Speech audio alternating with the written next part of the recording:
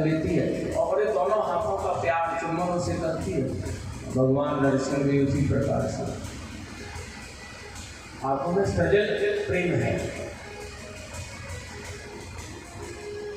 भगवान ने कहा मैंने आने का बहुत देर की थी ना,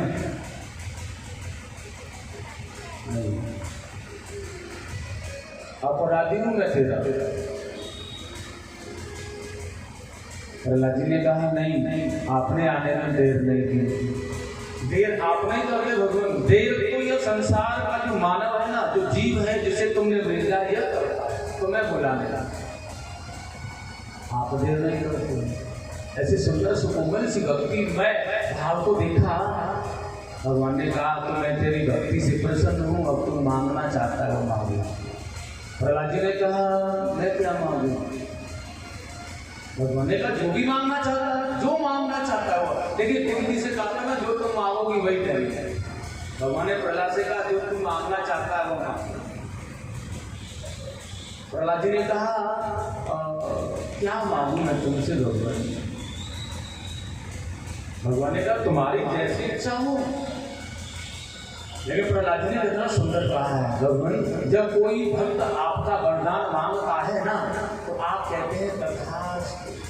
एक वर्ष ऐसा ही हो, एक हाथ नहीं उठाया और दूसरा नहीं उठाया।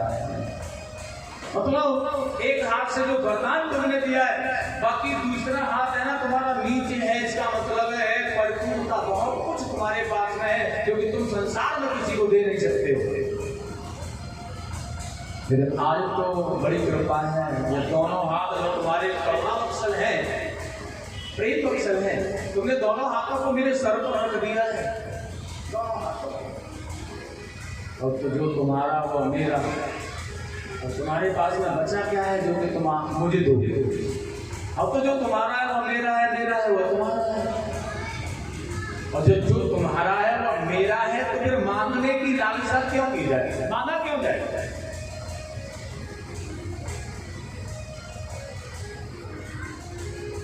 अब सुनो,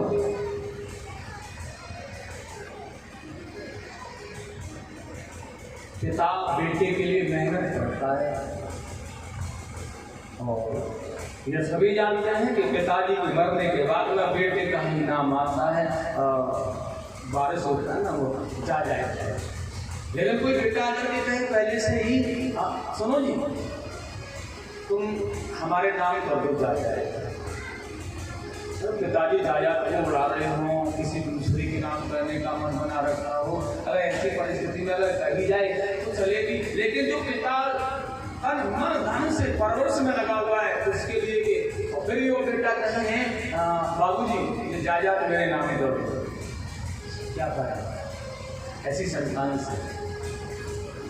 भगवान ने सर्वस्व रख दिया, आप सर पर रखा सर्वस्व और दोनों हाथ उठ जाए ना तुम्हारा बड़ा आनंद। भगवान ने दोनों हाथ सर पर रख रखे और जो तुम्हारा भगवान ने कहा जो दोनों हाथ उन्होंने इसलिए रखे प्रहलाद जो मेरा है ना वो सर्वस्व तुम्हारा है। अब फिर भी प्रहलाद जी ने कहा अगर फिर भी मैं मांगू मैं तो बात से कि आप जायदाद मुझे दे दो, ये वरदान मुझे दे दो, क्योंकि जो तुम्हारा है वो सब मेरा ही तो है, मैं फिर क्या मांगू? भगवान बड़े प्रसन्न हुए और पिता भी प्रसन्न होता है। पुत्र ऐसा कहते पिताजी मैं क्या करूँगा, मैं क्यों नाम कराऊँ, अरे तुम्हारा वो मेरा ही है। तो पिता को बड़ी प्रसन्नता होती है कि इतने सुंदर संस्कार इसके अंदर है, कितना सुंदर संस्कार। प्लॉट खरीदने के लिए जाए अगर बेटा कहते हैं ना बाबूजी से एक बार बाबूजी चलो तुम्हारे नाम करेंगे, चाहे वो अपने नाम ना कराए लेकिन मन बड़ा प्रसन्न हो जाता है। मेरे बच्चों ने मेरा ख्याल है, मैया से कहते मैया माता जी तुम्हारे नाम करना है। लेकिन आजकल लोग खरीद रहे मैडम के नाम किया जाए, बाबूजी के नाम कैसे करें, बड़ी समस्या। प्रहलाद जी ने अनन्य भक्ति को मांगा है, अनन्य भक्ति। अगर केवल कृपा करनी है ना, अगर बाबूजी को कुछ देना है ना तो मुझे यह दो केवल कि मेरी जो प्रीति है ना तुम्हारे चरणों से कम ना हो, मैं तुम्हारी बस सेवा करता रहूं, बाकी तो जो तुम्हारा वो मेरा, मेरा जो तुम्हारा, सब कुछ यही संसार में है। न तो तुम लेकर के आए ना मैं लेकर आऊंगा, ना तुमने किसी को दिया ना मैं किसी को दूंगा। श्री प्रहलाद जी ने कहा अनन्य भक्ति आपकी, मेरे ऊपर कृपा बनी रहे बस, अपना इसलिए अपना प्रेम विभाव प्रेम मत छोड़ देना होगा, नहीं तुम्हें अनाथ हो जाओगे। भगवान ने कहा प्रहलाद तुझे मैंने पल पल पर देखा, लेकिन हर परीक्षा में पास हुआ है।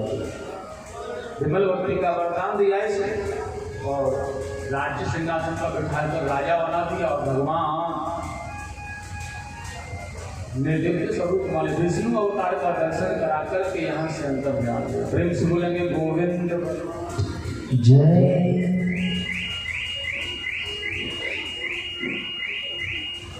आगे वर्णाश्रमों के विषय की चर्चा है। हमें किस प्रकार से किस धर्म में किस आश्रम में रहा जाए और कैसे क्या करना। लेकिन बड़ी सुंदर बात है महाराज, नारद जी ने धर्मराज युधिष्ठिर जी महाराज को धर्म के 30 लक्षणों के विषय में बताया। जैसे शास्त्रों में बताया है सत्य, दया, तपस्या, ब्रह्मचर्य, सरलता, संतोष, समदृष्टि, समप्रेम, समभाव, गौ ब्राह्मणों की सेवा, अच्छा बोलना, अच्छा चालना, यज्ञ अनुष्ठान करना, कराते रहना, नाना प्रकार से सत्कर्म सत्मान। जैसे इसमें बताया है ब्राह्मणों को चाहिए दया, धर्म, क्षमा, शीतलता, दान लेना और दान देना, यज्ञ करना और कराना, ये ब्राह्मणों का कार्य होता है। उन्हें ऐसा करना चाहिए। शिक्षा देना, यज्ञ करवाना, ये सब। और उसके बाद क्षत्रिय धर्म बताया है। क्षत्रियों को चाहिए वीरता, धीरता, तेजस्विता, उत्साह, क्षमा, दान देना, ब्राह्मणों की सेवा करना, संतों की सेवा करना। और वैश्य को बताया है देवता, गुरु, भगवान के प्रति धर्म की निष्ठा रखना, भावनाएं रखना और सही काम करना, काम की रक्षा करना, सही लेना और सही देना, यह वैश्य का कार्य है। शूद्र को चाहिए निर्मलता, पतिव्रता, पवित्रता, निष्कपट भाव से गौ ब्राह्मणों की सेवा करना। और स्त्रियों को चाहिए अच्छे ढंग से अपने परिवार का संचालन करना,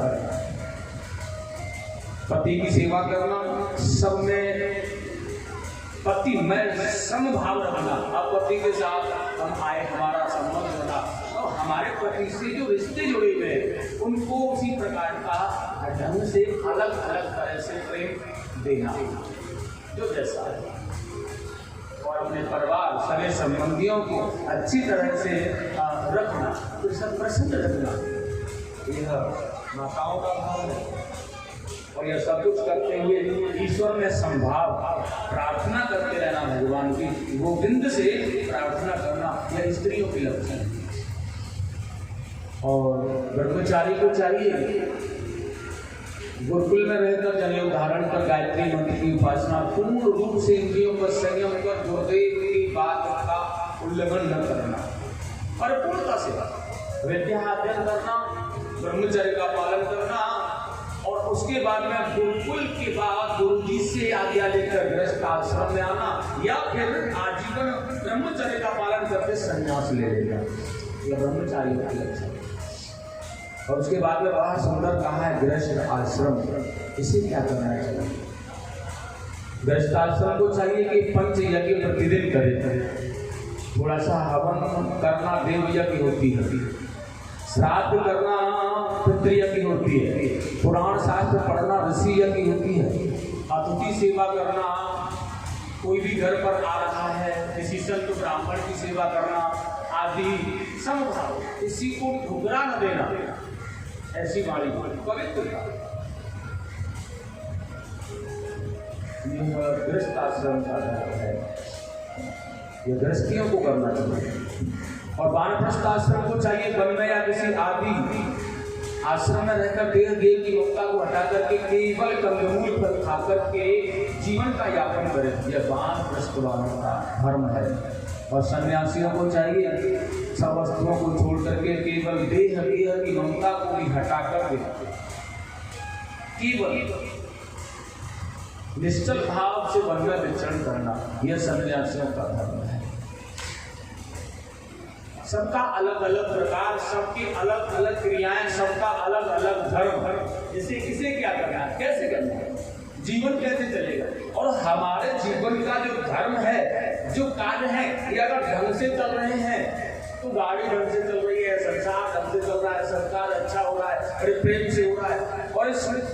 और हम लोग जब अपने धर्म से विचलित हो जाते हैं, डग जाते हैं, कार्य करना छोड़ देते हैं, जो हमारा कर्तव्य कह रहा है, जो कर्तव्य पथ है हमारा, जिसे हमें करना चाहिए, उससे जब हम मुकर जाते हैं तो समस्याएं खड़ी हो जाती हैं, फिर परेशानियां हो जाती हैं, जो कि नहीं होनी चाहिए। अब सन्यासियों का धर्म तुमने सुना, जैसे कि सभी को छोड़ करके देह को केवल साथ में लेकर निष्काम भाव से भक्ति करना। तो लेकिन सन्यासी लोगों का कर्म क्या है, घरों में आकर के बैठकर भिक्षा करना, ये धर्म सन्यासियों का थोड़ी, उनका तो केवल एक ही धर्म है, निष्काम भजन। क्योंकि सन्यास धर्म है ना, वैसे तो सबसे बड़ा बनाया गया है, क्योंकि सर्वस्व छोड़ करके सन्यास लिया जाता है, दुनिया को छोड़ करके सन्यास धर्म को अपनाया जाता है। उसमें तो केवल हरि भक्ति, हरि तत्व को प्राप्त करना, भगवान भगवत तत्व की प्राप्ति करना, घर छोड़ा, परिवार छोड़ा, बच्चे छोड़े, बीवी छोड़ी, सर्वस्व ऐश्वर्य छोड़ दिया, अब जंगल में जाकर के अपने आप के परम पवित्र आत्माओं को परमात्मामय कर दिया, यह सन्यास धर्म है। इसे सन्यास कहते हैं। जिसे अपने देह की ममता का भी ख्याल न हो, अपने शरीर के ऐश्वर्य और सुख का भी पता न हो, वह सन्यास धर्म होता है। अगर बात की जाए इस धर्म की, सन्यास जो आज के जमाने में सबसे बड़ा ऐश्वर्य जो है सन्यासियों के पास नहीं है। सबसे बड़ा, सबसे बड़ी संपदा जो है वो सन्यासियों के पास है। और वानप्रस्थ भी घूम रहे हैं, गृहस्थ आश्रम दुखी हो रहा है, क्योंकि उसने अपने कर्तव्य कार्य को छोड़ दिया है। वो अतिथि सत्कार करना नहीं जानता है, वो अपने धर्म से डिग गया है, विचलित हो गया है, इसलिए उसे पता नहीं है कि कैसे करना है, क्या करना है, अतिथि का सत्कार कैसे होता है। एक बार की बात है, कबीर जी अतिथि सेवा किया करते थे महाराज, और ऐसी अतिथि सेवा करते थे कि दरवाजे से ऊपर जो भी जाता था ना, उनका जो मकान था, जो घर था, वो मार्ग में था, मार्ग में ऊपर जो भी जाता था ना, सभी को आओ भैया आ जाओ, अरे आ जाओ, अरे नहीं महाराज बहुत दूर जाना, समय नहीं, अरे आ जाओ, थोड़ा सा, अरे ज्यादा नहीं तो बस दर्शन होते जाओ, घर पर चढ़ना रख दो बस।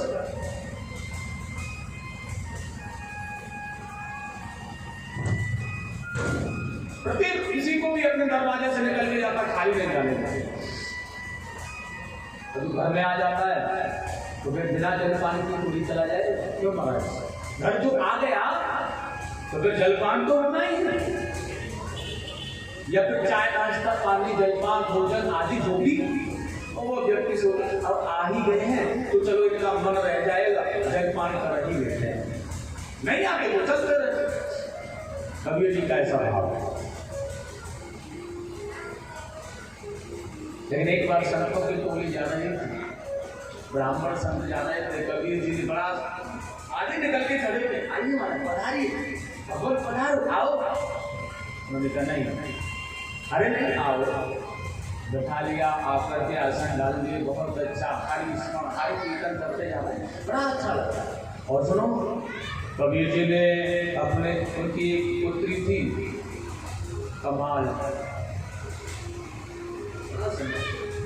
आवाज लगाई, सुनो बेटी, माँ से कहो तैयारी करने के लिए प्रसाद की, संत पधारे हैं।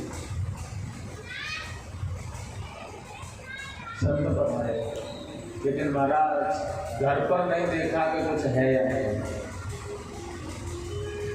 माँ ने कहा बेटी से जाकर बाबूजी से कह दे कि घर पर एक दाना नहीं। बेटी ने बाबूजी को इशारा किया और इशारे से घर पर लेकर के आई। कबीर ने पत्नी से कहा क्या कहना चाह रही हो? पत्नी ने कहा सुनो, एक भी दाना घर पर नहीं है और तुम हो, तुमने कह दिया कि सेवा करनी है, अतिथि सेवा, एक दाना घर पर नहीं, अतिथि सेवा करनी है। जैसे हो कम से कम इतना तो देख लिया करो कि घर पर कुछ है या नहीं। मैं तुम्हारे अतिथि सेवा को करने से मना नहीं कर रही हूँ, लेकिन घर पर कुछ है या नहीं, कोई प्रबंध है या नहीं। तुमने बोल दिया, मैंने नहीं किया, तो इसमें तो तुम क्या समझेगा? पति तो कह देता है लेकिन पत्नी कार्य नहीं करती, इसका मतलब पत्नी के अंदर कोई दोष हो। इसलिए आज एक भी दाना, एक भी लेवाला नहीं। अब क्या करें? कबीर जी महाराज के आंखों में आंसू आने लगे, रोने लगे। जैसे तैसे महात्माओं को संतों को जलपान कराया, घर पर रोक लिया, विश्राम कर लिया और रात्रि पर साधु पधारे अपने घर पर, अपनी पत्नी को लेकर के चला गया। और कबीर रात्रि में गांव में जा रहे हैं, रात्रि का अंधेरा है, चोरी करने के लिए। और सुनो, जब ये गांव में अंदर गए ना, एक गरीब व्यक्ति का घर था। रोज बेचारा अपने गधों पर मिट्टी डालता था, बड़ी मेहनत करता था और काम करता था। अब देखा इसके यहाँ से अगर मैं चोरी कर लूँगा, रोज का खाना रोज खाना, इतनी मेहनत, बेचारा बड़ा परेशान रहता है। नहीं, यहाँ नहीं चाहिए, आगे चला। देखा कि किसी के घर पर उसकी कन्या का विवाह था, धन तो रखा था और उसने जो अनाज, जो धन इकट्ठा कर रखा था अपनी पुत्री की शादी के लिए कर रखा था। अब वो कबीर जी ने सोचा अगर यहाँ से चोरी कर ली तो बेचारी पुत्री की विवाह में समस्या आ जाए। नहीं, ये चोरी कर रहे, ऐसे लोग तो चोरी करने लायक नहीं, इनके यहाँ तो चोरी की नहीं जा सकती। और ऐसे किसी के यहाँ जाए बस यही मन में भाव आए, यह तो चोरी करने के लायक नहीं। अगर मैं इसके यहाँ से चोरी करके ले जाता हूँ तो यह दुखी होगा, और जब दुखी हो गया तो फिर सारी क्रिया बिगड़ जाएगी। हमसे कोई दुखी हो गया, दुखी को नहीं होना चाहिए। और ऐसे सोचते सोचते कबीर जी राजा के खजाने में जहाँ अन्न रखा था, भंडार था अन्न का, वहां पहुंच गए और देखा राजा का भंडार भरा हुआ है। उन्होंने कहा यहाँ से अगर एक दो बोरियां निकाल भी दी जाए तो कोई फर्क नहीं पड़ने वाला और पता भी नहीं चलेगा। इसीलिए वहां कौड़ा दे दिया और दीवार को तोड़ करके बोरियां बाहर निकाल करके डाल दी। तो बोरियां बाहर निकाल करके अपनी पत्नी को वहीं पर डाल दिया। पत्नी ने कहा क्या कर रहे हो? कबीर ने कहा चोरी हो गई है। फिर जा कहाँ रहे हो? कबीर जी ने कहा मैं राजा को बता करके आना चाहता हूँ कि तुम्हारे राज्य में चोरी हो गई है, तो परेशान ना हो, क्योंकि मेरे द्वारा अगर कोई परेशान हो गया तो धिक्कार है मेरा जीवन। इसलिए महाराज को बता के तो आऊँ कि चोरी हो गई है, और चोरी हो गई है तो महाराज परेशान ना हो। प्रातः जब जगह तो परेशान ना हो, क्योंकि चोरी हमने की, हम ले जाएंगे तो किसे पता चल रहा है। पत्नी ने कहा तो फिर यहाँ चोरी क्यों की? जब बताना ही था तो चोरी बताने के लिए की जाती है? पागल हो गए हो? दिमाग चल गया है क्या तुम्हारा? अरे वो पकड़ लेंगे, बांध देंगे तुम्हें। कबीर जी ने कहा वो कुछ भी हो, चोरी तो कर ली लेकिन बताकर जरूर लाऊंगा, क्योंकि यहाँ इस सेवा के करने के चक्कर में अगर किसी दूसरे को दुख हो गया तो समस्या आ जाए। बेचारे बैठी पत्नी, कबीर जी दौड़ करके गए, रात्रि के 12 बजे जाकर सेवक से कहा महाराज से मिल रहा है। कबीर देखिए जैसा संत था इसलिए सेवक ने मना नहीं किया। अगर कबीर जैसे संत रात्रि में मिलना चाह रहे हैं अवश्य कोई कार्य होगा। इसलिए दौड़ करके गया और राजा को रात्रि में घोर निद्रा से जगा दिया। सेवक ने कहा महाराज गलती क्षमा करना, लेकिन कबीर आपसे मिलना चाह रहा है किसी वक्त। राजा ने भी देखा कबीर के जैसा संत मिलना चाह रहा है तो जरूर कोई बात है। भागता हुआ राजा आया, कबीर के चरणों में वंदन किया, प्रणाम किया और हाथ जोड़ करके कहा बताइए भैया क्या बात है, क्या कष्ट है, क्या परेशानी है आपको। कबीर जी ने कहा राजन आपके राज्य में चोरी हो गई है। चोरी? हाँ, किसने की है? सेवकों से कहा क्यों भाई तुम नहीं देखते हो क्या चल रहा है, कैसे चल रहा है, क्या कहाँ हो, क्या हो रहा है, ऐसे ही दम खा लेते हो। जाओ जाकर के चोर को पकड़ो, बताओ महाराज कहाँ है चोर। कबीर जी ने कहा महाराज चोर पकड़ लिया है। पकड़ लिया है? हाँ, कहाँ है? यही। महाराज के मन में आया यहाँ तो एक कबीर जी हैं, दो सैनिक हैं, चौथा राजा है। राजा चोरी अपने राज्य में कर नहीं सकता, कबीर जैसा संत चोरी करेगा क्यों? इसका मतलब सीधा सेवकों ने चोरी क्यों भाई? तुम जहाँ रहते हो, जहाँ वहीं खाते हो, उसी हड़िया से खाते हो, उसी में छेद करते हो, है? तुमने चोरी की है? अब वो गिड़गिड़ाने लगे नहीं महाराज हमने चोरी नहीं की। नहीं महाराज हमने चोरी नहीं की, क्षमा करना। तो फिर चोरी किसने की? कबीर जी ने कहा इन्होंने चोरी नहीं की। तो फिर चोरी किसने की है और चोर कहाँ है? कबीर जी ने कहा वो चोर तुम्हारे सामने है। सामने? अरे सामने तो कोई चोर नहीं दिख रहा है। कबीर जी ने कहा महाराज वो चोरी मैंने की है। हाँ ऐसा होता है, मैंने चोरी की। राजा आश्चर्य से तोड़ने लगे कि कबीर के जैसे संत चोरी कर सकते हैं। आप चोरी करते हैं, आपने चोरी की है। महात्मा क्यों उपहास कर रहे हो कि आप चोरी करोगे? कबीर जी ने कहा विश्वास नहीं होता है ना। राजा ने कहा बिल्कुल कदापि नहीं कि आप चोरी कर सकते हैं, हमें कदापि विश्वास नहीं है कि आप चोरी कर सकते हैं और तुमने चोरी की है। राजा का हाथ पकड़ा, कबीर ने वहां आकर खड़ा कर दिया जहां पत्नी बैठी थी। 2 बोरियां अनाज की, ज्यादा नहीं थी, 2 बोरियां अनाज की पड़ी हुई। देखो महाराज यहाँ होना देखकर हमने ये बोरियां निकाल करके चोरी की और वो पत्नी बैठी थी। बात तो सही है। और राजा रोने लगा, मेरे राज्य में कबीर के जैसे संत को चोरी करनी पड़ रही। महाराज क्या बात है, आपने ये चोरी क्यों की? आपको क्या परेशानी थी, क्या कष्ट था, बताओ। कबीर जी ने कहा राजन मैं अतिथि सेवा करता हूँ और अतिथियों की सेवा करने के लिए मेरे पास आज कुछ नहीं था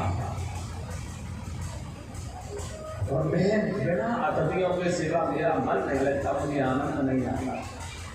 इसलिए मैं अतिथियों की सेवा के लिए यह चोरी करने के लिए आया क्योंकि मेरे घर एक अन्न का दाना नहीं था। अब मैंने जगह जगह गाँव में चोरी करने का विचार बनाया तो कोई मुझे इस लायक नहीं समझा। केवल आपका ही खजाना ऐसा लगा जहाँ में चोरी की जा सकती है। आज राजा चरणों में बैठ करके रोने लगा। बात नहीं, यह भूल मेरी है क्योंकि मैंने ये कभी जानने की कोशिश नहीं की कि मेरे राज्य में कोई कबीर के जैसे संत रहते हैं और वो अतिथि सम्मान करते हैं, अतिथि सेवा करते हैं। क्षमा करना मतलब, लेकिन आज के बाद में जितना अतिथि सेवा करना है ना वो मैं आपको सामग्री प्रदान करूंगा, जितना करना है करते। इसलिए सज्जनों अतिथि सत्कार बड़ा अद्भुत होता है क्योंकि भगवान भी प्रसन्न होते अतिथियों की सेवा करने से। एक राजा सवामन दूध गाय का प्रतिदिन गंगा में चढ़वाया करता था और एक सेवक यह कार्य करता था, प्रतिदिन उसका यही कार्य था। एक दिन उसके यहाँ संत पधारे, घर पर कुछ नहीं था, क्या बनाए? उन्होंने कहा तस्मै का भोग लगेगा प्राप्त ठाकुर जी के लिए। और गरीब व्यक्ति था, तस्मै का भोग कहाँ से लगा? इतने संत जन है। उन्होंने कहा आज राजा का जो दूध गंगा में चढ़वाया जाता था उसी के द्वारा उसने सारे दूध की तस्मै बनवा दी। तो तुम्हारा साधुओं को भोग लगवाया बड़ा प्रातः काल कर रहा है, माता गंगा ने राजा को जाकर के दर्शन दिया है, मैं तेरे भक्त की, तेरे सेवक की, अब तेरी भक्ति से इतनी प्रसन्न हूँ कि उसने इतना अच्छा कार्य जो किया है। लेकिन प्रातःकाल, क्योंकि वो बहुत ही सच्चा, ईमानदार और अच्छा सेवक है, माता गंगा ने दर्शन दे दिया उसे। राजा ने प्रातः होते ही उसे बुलवाया। अब वो डर रहा है, शायद है कि मैंने दूध नहीं छुड़वाया है ना, इसलिए पता चल गया और मुझे बुलवाया जा रहा है, अपने बच्चों से मिल रहा है और रो रो करके बेचारा। आज अंतिम दिन है, क्योंकि राजा सूली पर चढ़वा देगा, इसलिए सबसे गले से मिल रहा है। सेवक ने कहा जल्दी चलो, पकड़ के ले जाए। और सज्जनों, जब यह राजा के दरबार में पहुंचा तो राजा ने उसे अपने हृदय से लगा करके अपने पास में बिठाया। तेरी कृपा, तेरी विनम्रता के कारण आज गोविंद का दर्शन मुझे हो गया है, माता गंगा का मुझे दर्शन हो गया है। जबकि उसने दूध गंगा में छोड़ा भी नहीं था, क्योंकि गंगा तो श्री हरि के चरणों से निकलने वाली है और अतिथियों की सेवा से भगवान श्री हरि प्रसन्न होते हैं। और जब भगवान श्री हरि प्रसन्न है तो फिर गंगा या यमुना प्रसन्न होंगी कि नहीं होगी। भगवान प्रसन्न है तो संसार का जीव तब प्रसन्न है, सर्वस्व सुखी में है। तो गोविंद को परेशानी है तो संसार में कोई सुखी नहीं रह सकता। प्रेम से बोलेंगे गोविंद भगवान जय, आनंद कंद भगवान जय। आगे बड़ी सुंदर कथा का है, लेकिन आपको वो कथाओं के माध्यम से यही सीखने मिल रहा है। देखिए, कभी भी हमें किसी का बुरा नहीं करना चाहिए, ठीक है। अच्छा भी नहीं कर सकती है तो फिर बुरा करने का अधिकार हमें किसने दिया? हम किसी का अच्छा नहीं कर सकते तो हमें बुरा करने का अधिकार किसने दिया? एक बार की बात है, और उस जमाने का बुद्ध जी महाराज के टाइम की बात है कि डाकू था अंगुलीमाल के नाम से। कोई मिल जाता था, जंगल में रहता था, अंगुली काट लेता था, अपने गले में लटका लेता था, अंगुलीमाल उसका नाम था। एक बार उस रास्ते को बंद कर दिया, किसी को नहीं जाने देते। और बुद्ध महाराज जा रहे थे, गाँव वाले ने कहा नहीं महाराज आप इधर मत जाओ, यहाँ अंगुलीमाल डाकू रहता है, आपको मार डालेगा। देखा नहीं, मरना तो सबको है, अमर कौन है संसार में, जो आया है सबको मरना पड़ेगा। मैं तो चले अंगुलीमाल के सामने खड़े और अंगुलीमाल ने देखा, क्या करके तुम मेरे पास क्यों आए हो? बुद्ध जी ने कहा किसी काम से अपना तलवार चाकू मैं कम अंगुली काट करके गले में लटका लूंगा और तुम्हें मार डालूंगा। ऐसा कर वो शारुका को देख करके बड़ा विस्मय, लेकिन उसने एकदम से गुस्से में आकर के उन्होंने कहा एक काम करो, ये वृक्ष की शाखा देख रहे हो ना, हाँ इसे काट डालो। अब उसने एकदम से तलवार मारी, वृक्ष की शाखा को काट दिया। महात्मा बुद्ध ने कहा इसे जोड़ दो। उंगली मारने का दिमाग खराब है क्या? पागल हो गए? जो कट गया टूट गया वो कैसे जोड़ेगा? महात्मा बुद्ध ने कहा जब तुम्हें जोड़ने का अधिकार नहीं मिला है तो फिर काटने का अधिकार किसने दिया? जब तुम किसी चीज को, वस्तु को जोड़ नहीं सकते हो, तुम किसी को जोड़ नहीं सकते हो, तो काटने का अधिकार तुम्हें दिया किसने? काट क्यों लेते हो? काटा क्यों? उसे जोड़ कर दिखाओ। अंगुली मार के कहा मैं नहीं जोड़ सकता, मेरे बस की बात नहीं है जोड़ना, तो फिर काटा क्यों? क्या काटने का अधिकार मिला, जोड़ने का अधिकार नहीं है? और जब जोड़ने का अधिकार नहीं है, काटने का ही अधिकार है, तो फिर काटा ही क्यों? जब जोड़ नहीं सकते हो तो काटा क्यों? अगर किसी को प्रेम कर नहीं सकते हो तो महाराज बुरा तो मत करो। बस ध्यान रखो, जीवन में हम किसी के साथ अच्छा नहीं कर सकते हैं तो बुरा भी मत करो। बिल्कुल प्रेम से बोलेंगे गोविंद भगवान जय। संसार में जो जीव है यह बुरा ही करने के लिए तत्पर है, केवल संसार में आया भी बुराई के लिए है। कैसे?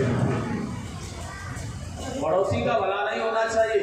हमारे बच्चों की नौकरी लग जाए लेकिन पड़ोसी किसी प्रकार गरीब ही रहे और इसके बच्चे खेत को बेच करके हमारे खरीदते रहे और इसके बेचते रहे।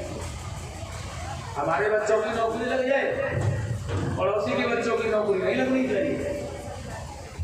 हमारी जब वासनाएं हैं, ऐसी भावनाएं जब तक हमारे संसार में रहेंगी ना भैया, तब तक हम भगवान को नहीं पा सकते, क्योंकि वो करुणावत्सल है, करुणामय है। वो तो करुणा कृपा करके आते हैं, ऐसे नहीं चले आते। और करुणावत्सल को पाना है ना, तो मन प्रसन्न करना पड़ेगा। अब इस सुखदेव जी ने वर्णन किया, संसार में आया हुआ जो व्यक्ति है ना, यह मदमस्त हो रहा है। किसके लिए? बस धनवान बना है, ऐश्वर्यवान बना है, पुत्र हैं, पुत्रियां हैं, गाड़ी बंगला मोटर कार सर्वस्व शासन है इसके पास। बस इसी में तन्मय हुआ है, इसी में लटका हुआ है, इसी चक्कर में, माया के चक्कर में। बस किसी को भी पकड़ लेता, कोई छोटा लगता है तो अरे ओ जानता नहीं तो मैं कौन है। बताओ, थोड़ा सा मद मिल गया संसार में तो संसार वालों को तू भुड़का रहा है, अपने से छोटे लोगों को तू परेशान कर रहा है। क्या इसलिए संसार में भेजा गया है कि ये परेशान करने के लिए? लेकिन सबसे प्यार करो महाराज। ऐसा व्यक्ति होता है ना, ध्यान रखना, जिन पत्नियों के लिए तूने ये वैभव कमाया है ना, ये पत्नियां तेरा साथ नहीं देंगी। जिन बच्चों के लिए तूने ये वैभव किया है, बच्चे भी तुझे छोड़ देंगे। ठीक उसी भांति याद रखना है। महाराज त्रिकुट पर्वत पर एक बलवान हाथी रहता है, बड़ी प्यारी कथा है, मैं तुम्हें सुना दूं।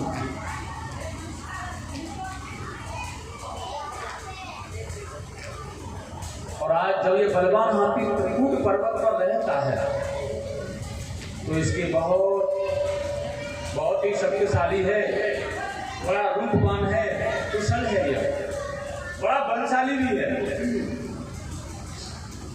इतना बलशाली है कि सिंह भी डरता है। जंगल का राजा है सिंह, लेकिन डरता है इससे।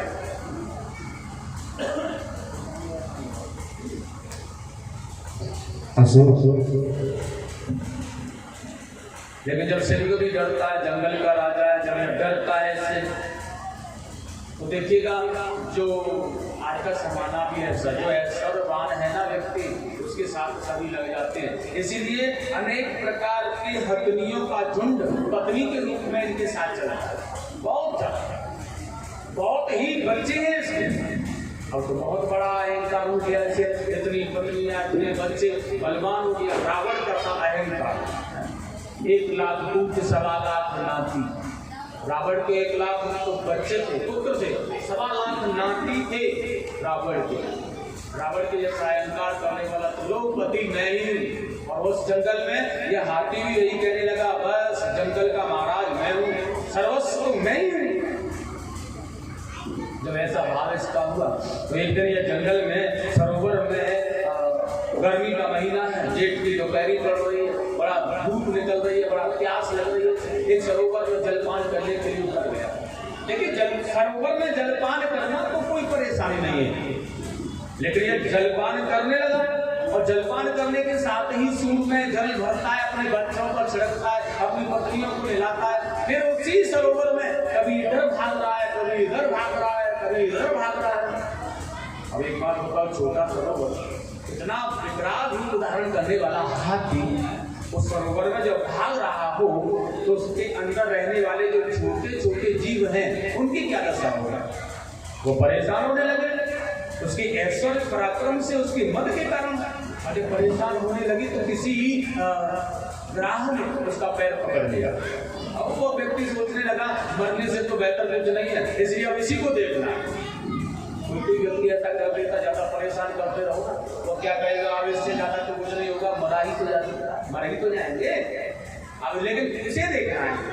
और उसी आधार से बलवान हाथी के पैर को ग्राह ने पकड़ लिया। लेकिन ग्राह जल का जंतु है, नीचे रहता है। और यह जो गजेंद्र है, हाथी है, यह शक्तिशाली तो है, लेकिन ग्राह भी शक्तिशाली है, इसलिए उसे खींच करके जल में ले गया। लेकिन बलवान होने के कारण यह हाथी उसे बाहर निकालता है, किनारे पर ले आता है। लेकिन ग्राह फिर जोर लगाता है, अंदर ले जाता है। हाथी फिर बाहर ले आता है, फिर अंदर, फिर बाहर, अंदर। वर्षों बीत गए, हजारों वर्ष तक युद्ध चलता रहा। सुखदेव स्वामी ने कहा जब हजारों वर्ष युद्ध चलते चलते हो गए और बाबूजी जल से बाहर निकल करके नहीं आए तो बच्चे जाने लगे। हाथी ने कहा अरे ओ क्यों जा रहे हो? बच्चों ने कहा बाबूजी आप तो बाहर ही नहीं निकल के आते हो, हम क्या करेंगे यहाँ? अरे आप लोग जल में ही रहते हो, बाहर निकलते नहीं हो। अब तुम्हें देखते देखते क्या करें, भूख भी लगती है, प्यास भी लगती है, अपना भी तो कुछ देखना है अपने लिए। अरे हम तो बड़े भी हो गए, विवाह करेंगे, शादी करेंगे, अपना घर बसाएंगे, तुम्हारे पास क्या है? हाथी का मन कमजोर पड़ गया। बच्चे अपने बच्चे थे ना, स्वयं के अपने बच्चे थे, छोड़कर जा रहा है संकट के समय, तो दुख तो होगा। पत्नियां भी कुछ समय तक और रही, लेकिन देखा कि अब नहीं निकल करके आएंगे, अब छोड़ के जाने लगे। हाथी कहने लगा चीत्कार करके कहाँ जा रही हो देवियों, कहाँ जा रही हो? पत्नियों ने कहा स्वामी आप वो जल से बाहर नहीं निकलते हो और फिर संसार में को आगे बढ़ाना, जीवन को आगे बढ़ाना कर्म है हमारा। अब तुमको देखते देखते तुम्हारी राह तकते तकते इतने वर्ष हो गए, तुम निकलते नहीं हो बाहर, इसलिए अब यहाँ हमारा मन नहीं लगेगा। अब हम भी अपने बच्चों को, परिवार को आगे देखेंगे, अपना आगे चलेंगे, जीवन को रोक देना अच्छी बात नहीं, आगे बढ़ाना। और पत्नी अभी चली गई, गजेंद्र बिल्कुल अकेला कमजोर पड़ गया। जब अपनों का साहस टूट गया तो ग्राह रूपी बल बढ़ गया, और जब ग्राह रूपी बल बढ़ गया, हाथी कमजोर पड़ गया, तो ग्राह ने हाथी को जल में खींच लिया। और सुनो, आज गजेंद्र को ध्यान आया है मैंने सर्वस्व अपना बल और ऐश्वर्य अपने परिवार वालों के लिए लगाया, लेकिन यही बल, यही ऐश्वर्य, ये इसी मन को अगर मैं भगवान के चरणों में लगाता तो वह आ जाते, लेकिन भगवान कौन से हैं, क्या है, यह जानता नहीं है। इसलिए भगवान की यह स्तुति करने लगा। जो भर सूर रही जल ऊपर तब हरे नाम पुकारो। जो भर सूर, ग्राह ने खींच लिया अंदर, और जब ग्राह ने अंदर खींच लिया ना, तब भगवान को पवित्र मन अर्पण किया। सुमन माने ऐसे कहते हैं कि एक फूल तोड़ के दिया था। अब एक बार बताओ, पूरा जल में चला गया, सूर भी चौबर रह गई ऊपर, अब फूल कहाँ से तोड़े? फूल तो सूर से तोड़ ही लेता, लेकिन सूर को जौ भरने की जरूरत रही है, अब पुष्प कहाँ से तोड़े? लेकिन नहीं, पुष्प सुमन कहते हैं, पुष्प माने सुमन, सुमन माने पवित्र मन। जब हमारा मन पवित्र हो जाए, वासनाएं इसके अंदर से निकल जाए और भगवान को समर्पित हो जाए, इस पवित्र मन को सुमन कहा जाता है। सुंदर मन, पवित्र मन, वासनाओं से रहित मन, उसने भगवान के चरणों में लगाया और गोविंद को अर्पण कर दिया है। हे संसार में, हे परमात्मा, जहाँ पर जिस संसार जो परमात्मा मैं होकर के चल रहा है, वह सत्य परमात्मा जहाँ भी हो, मैं नाम नहीं जानता, वह आकर के मेरी रक्षा है। ब्रह्मा जी भी देख रहे थे आकाश मार्ग में, दुर्गा माता भी देख रही थी, भोले बाबा भी देख रहे थे। अब इन्होंने कहा यार स्तुति करेगा, स्तुति भी ना करे ना, तो केवल इतना कहते कि डमरू बजाने वाले आ रहे हैं, तो भोले बाबा ने कहा हम चले जाएंगे। हाँ, माता दुर्गा कहने लगी खप्पर वाली या कह दे कुछ नहीं जानता है, तो जना तो सभी जानते हैं जिसके हाथ में खप्पर। ब्रह्मा जी ने कहा अगर कोई नाम भी नहीं जानता है, ब्रह्मदेवाय नमः, तो इतना ही कहते कि जिसके चार मुख है वो आ जाओ, हम चले जाएंगे। इंद्र ने कहा जो हाथी पर सवार होकर के आते हैं, ऐसा कहते हम चले जाते बचाने के लिए, लेकिन उसने नहीं कहा जो समस्त तत्व जिस सत्य के अंदर समाविष्ट है संसार का, उस भगवान को मना रहा है। इसे नारायण ने कहा अब तो हमें जाना पड़ेगा, क्योंकि तुम्हें नहीं बुलाया इसने, हमें बुलाया है। और गरुड़ पर सवार होकर के भगवान वहां आ गए और एकदम से खींच करके बाहर डाल दिया। भगवान नारायण ने गरुड़ से कहा पहले इन दोनों में से किसका उद्धार करो। गरुड़ भी समझदार हैं। उन्होंने कहा भगवान पहले ग्राह का उद्धार करो। एक भक्त कहने लगे क्यों ग्राह का क्यों करें? अरे ग्राह का उद्धार तो करना ही नहीं था भगवान को, क्योंकि भगवान का भजन और भगवान का जो यजन किया वो तो केवल गजेंद्र माने हाथी ने किया ना। भगवान को तो हाथी ने मनाया। हाथी का उद्धार पहले करना था और हाथी का ही करना था, गजेंद्र का ग्राह का क्यों किया? एक सज्जन ने कहा सुनो, इसलिए तो भगवान ने पूछा था गरुड़ को कि पहले किसका उद्धार करें, क्योंकि गरुड़ देव क्या कहे जान हमारे वाहक हैं या वो जानते हैं या नहीं, इसलिए गरुड़ ने कहा पहले ग्राहक का उद्धार करो। अब भगवान ने कहा भैया ग्राहक का क्यों करें, हमारा भक्त तो गजेंद्र है। गरुड़ देवता ने कहा सुनो तुम्हारा भक्त कौन है? गजेंद्र माने हाथी, हाथी तुम्हारा भक्त है। अब एक बात बताइएगा, तुम्हारे भक्त का कोई भक्त हो तो क्या आप उसमें कृपा नहीं करोगे? भगवान ने कहा अवश्य करेंगे। तो या गजेंद्र ने तो आपके चौनाव में मन लगा रखा है ये भगवान, लेकिन जो ग्राह है ना वो आपके भक्त के चरणों से चिपका हुआ है। हे प्रभु आप ही मेरा उद्धार कर सकते हो। मतलब गजेंद्र भगवान को प्रभु कह रहा है, लेकिन ग्राह गजेंद्र को प्रभु कह रहा है कि आपके द्वारा मेरा उद्धार हो जाएगा, आप मुझे छोड़ दो देना, मेरा भी साथ उद्धार कर लो। इसलिए पहले ग्राह का उद्धार करो, गजेंद्र भक्त के भक्त का, अपने भक्त का बाद में करना है, पहले भक्त का उद्धार करो। जैसे कि सुशीला से भगवान ने कहा मैं क्या करूं तुम्हारे लिए, तुम्हारे सारे महल घर को मैं स्वर्णमय बनाना चाहता हूँ। तो सुशीला ने कहा मेरा नहीं, पहले मेरे गांव वालों का बनाओ, पड़ोसियों का बनाओ, उसके बाद मेरा। दूसरे का कल्याण करना चाहोगे तो तुम्हारा कल्याण खुद ही हो जाएगा। ध्यान, दूसरों पर उपकार करना चाहोगे तुम्हारा उपकार स्वयं हो जाएगा, तुम्हारा कल्याण स्वयं हो जाएगा। लेकिन दूसरों के लिए जीना कौन चाहता है? दूसरों के लिए, अपने लिए जीना कोई जीना नहीं है। दूसरों के लिए जिए तो उद्धार देखिएगा बड़ा सुंदर है। आज ग्राह का उद्धार सुदर्शन चक्र से किया, गजेंद्र का उद्धार किया, इन दोनों की मुक्ति प्रदान की, दोनों को मुक्ति दी और उद्धार किया। प्रेम से बोलेंगे गोविंद भगवान जय, आनंद कंद भगवान की जय जय जय श्री राधेश्याम। बड़े सुंदर भाव में है। इसलिए तुम भी कहो जब गजेंद्र का उद्धार कर सकते तो हमारा भी करेंगे। एक बार कह के देखो, ब्रज के नंद लाला राधा जी के सामरिया